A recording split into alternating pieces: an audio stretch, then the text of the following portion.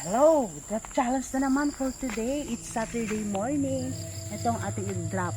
3 kilos na bigas. Ayan, malambot yan. And then, nababasa nyo yan, speed. Ibig sabihin, bibilisan ninyo para kayo makauna dito.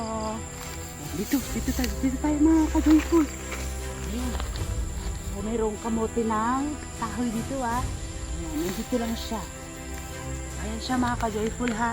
Eto.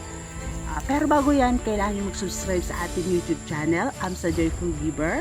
Ayan, napakaaga natin ngayon, 6 a.m. Good morning. Ayan, tingnan nyo naman ating location.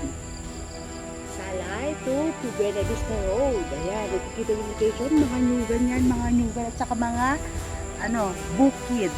Ayan.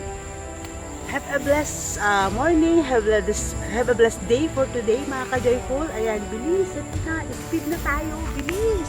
Para makuha nyo, ayan ang ating location. Papuntang Buena Vista po yan. Galing po kami dito sa Salay Road, papuntang Buena Vista.